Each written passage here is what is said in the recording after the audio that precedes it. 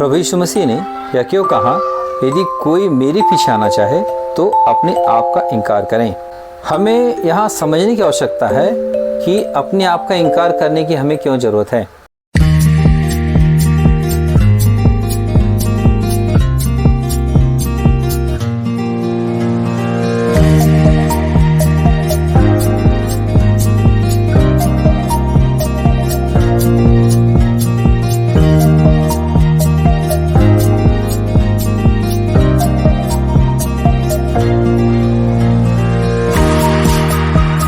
Dear friends, shalom.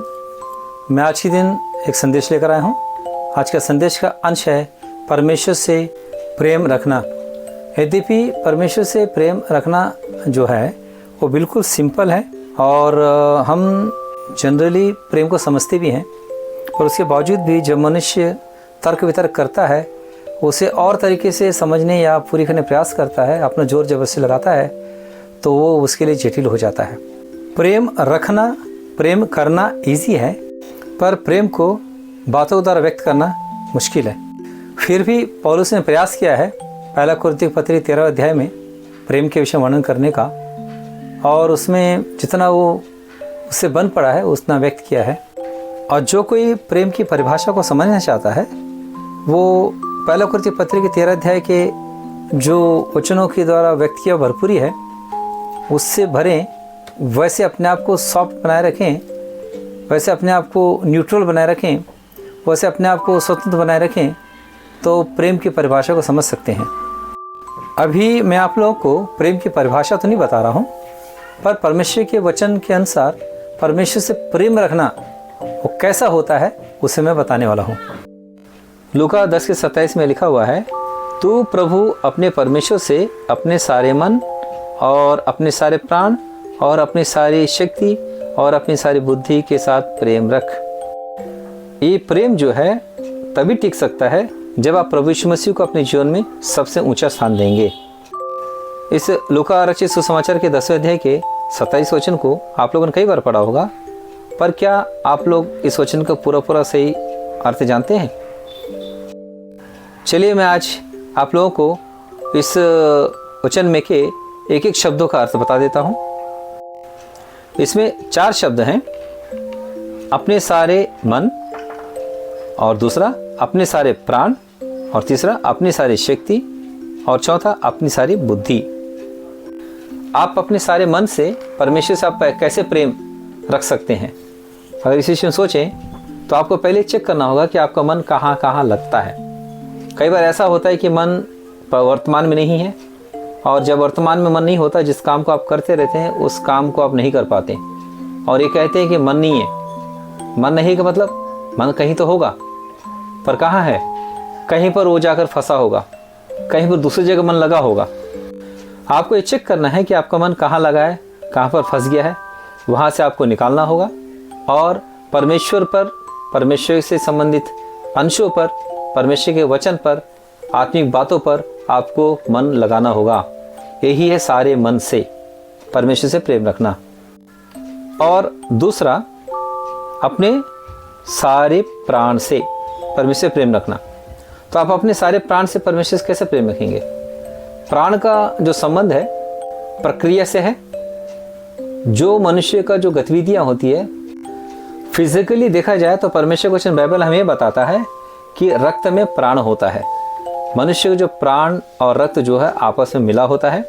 इसलिए पुराने नियम में सिखाया गया कि जब जानवरों का बलि चढ़ाते हैं तो उसका जो लोहू होता है उसे वेदी पर यहोवा को अर्पित करके उंडेल देना चाहिए।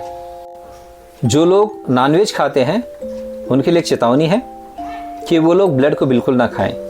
परमेश्वर ने मनुष्य को नॉनवेज खाने की इजाज़त दी नूह के दिनों से, और साथ में एक चेतावनी भी दी कि उसके लोहू को ना खाना। तो डियर फ्रेंड्स, आप लोग जाना लोहू में प्राण होता है। तो ऐसे समय में लोहू में प्राण होता है, तो ये लोहू पूरी तरह से परमेश्वर को अर्पित रहना चाहिए। मतलब प्राण पूरी तरह से परमेश्वर को अर्पित रहना चाहिए। मतलब ऐसी ज़िंदगी आप लोग की होनी चाहिए कि मैं परमेश्वर के बिना जी नहीं सकता। मतलब परमेश्वर का ज़िंदगी आपकी ज़िंदगी होनी चाहिए। परमेश्वर ज़िंदगी कैसी है? प्रभु यीशु मसीह के रूप में है।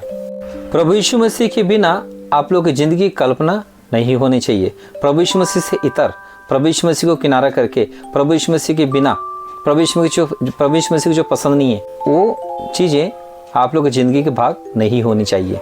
एक सेंटेंस है, तेरे बिना मैं जी नहीं सकता। तो ये जो तेरे बिना मैं जी नहीं सकता, तो तेरे बिना मतलब किसके बिना? मतलब प्रभु यीशु मसीह के बिना मैं जी नहीं सकता।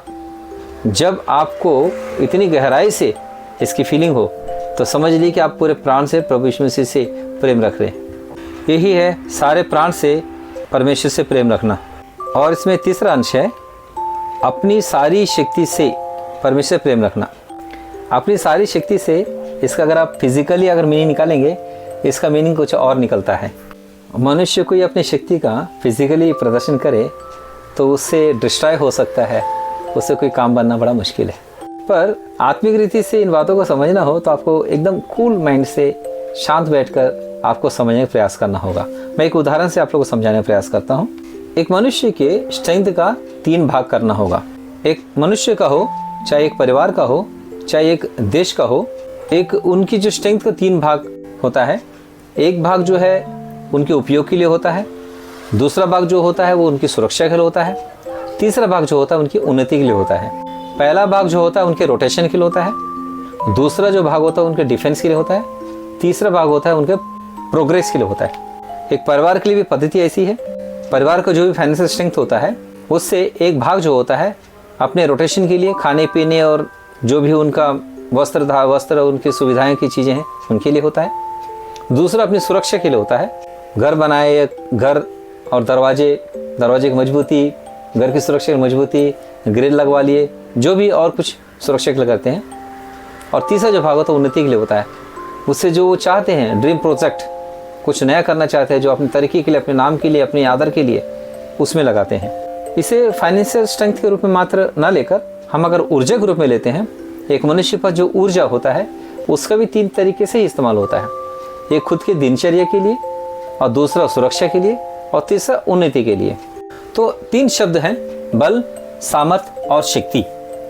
तो ये जो बल होता है वो खुद के रोटेशन के लिए इस्तेमाल होने वाले स्ट्रेंथ के भाग को बल कहते हैं। और जो डिफेंस में जो इस्तेमाल होता है वह है सामर्थ्य। मनुष्य की जो सामर्थ्य होती है उस सामर्थ्य के अनुसार उसकी सुरक्षा होती है। और तीसरा जो होता है, जो प्रोग्रेस के लिए जो शक्ति होती है, जो प्रोग्रेस के लिए जो उसके पास स्ट्रेंथ होता है वही है शक्ति।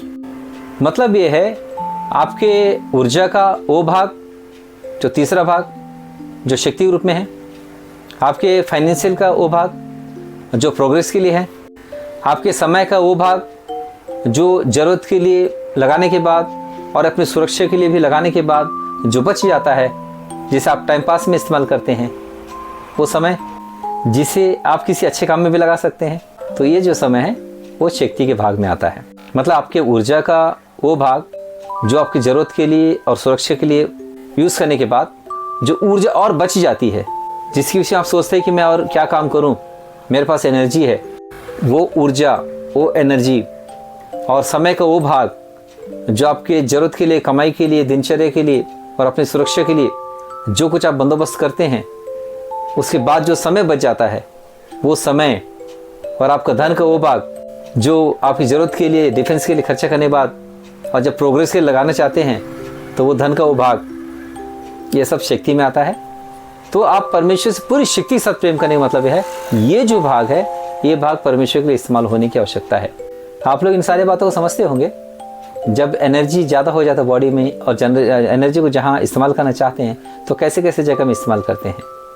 और आप लोग ये भी जानते हैं कि समय जब बच जाता है काम काज के बाद तो समय कहाँ लगाया जाता है।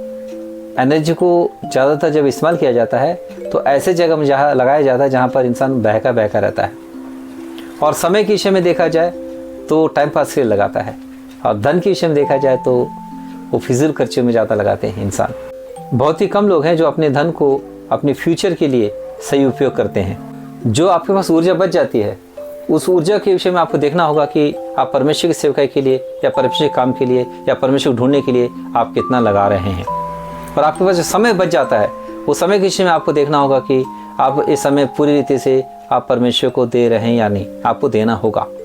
आप परमेश्वर से पूरी शक्ति से प्रेम करते हुए अपने आप को पाना चाहते हैं तो आपको बचा हुआ पूरा समय परमेश्वर को देना होगा, सारी शक्ति के साथ, सारे समय के साथ। और वैसे ही धन जब खर्चा करने की बात आती है तो परमेश्वर के अनुसार तुम्हारी ज़िंदगी हो और कैसे मेरा सिचुएशन मेरे लिए हो, माहौल हो, उसके लिए कैसे मैं सुविधाओं को मैं क्रिएट करूं अपने धन के द्वारा, आपको इस बात को ध्यान देना होगा। तभी आप परमेश्वर से अपनी पूरी शक्ति से प्रेम रख रहे हैं, इसका मतलब होगा।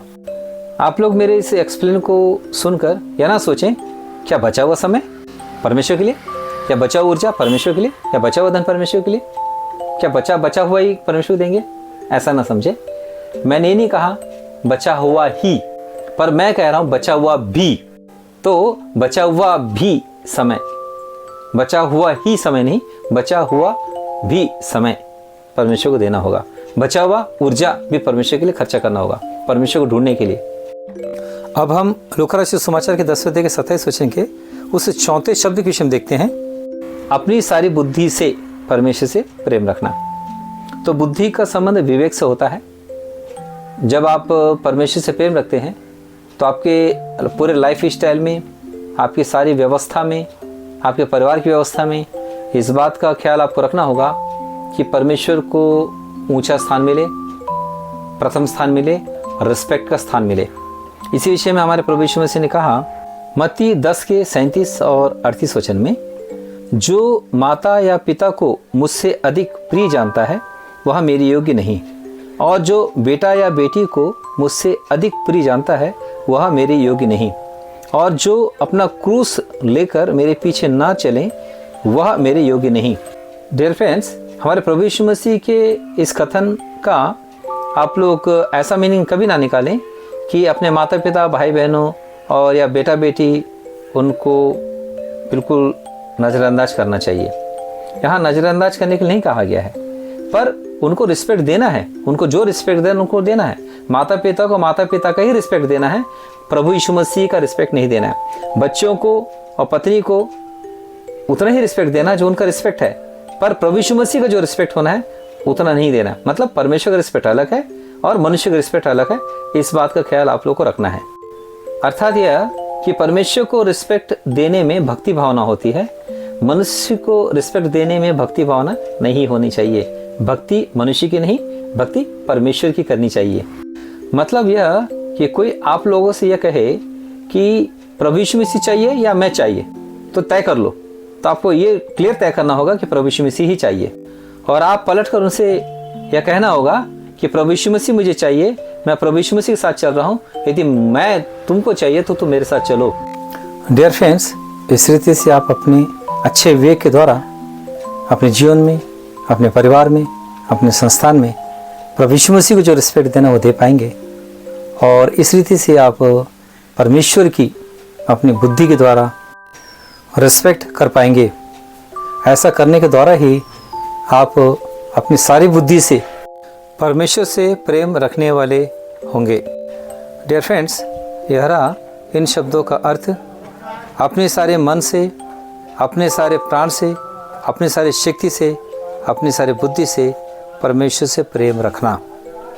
इस संदेश के द्वारा आप अपने जीवन को चेक करें, क्या आप परमेश्वर से अपने सारे मन से, अपने सारे प्राण से, अपने सारी शक्ति से, अपने सारी बुद्धि से प्रेम रख रहे हैं? क्या इन वचनों के पैमाने के अनुसार आपका प्रेम है? यदि ऐसा है तो आप परमेश्वर धन्यवाद करें। यदि ऐसा नहीं है तो आप परमेश्वर के वचन के पैमाने के अनुसार अपने आप को सही करें। प्रभु आपकी सहायता करें। God bless you.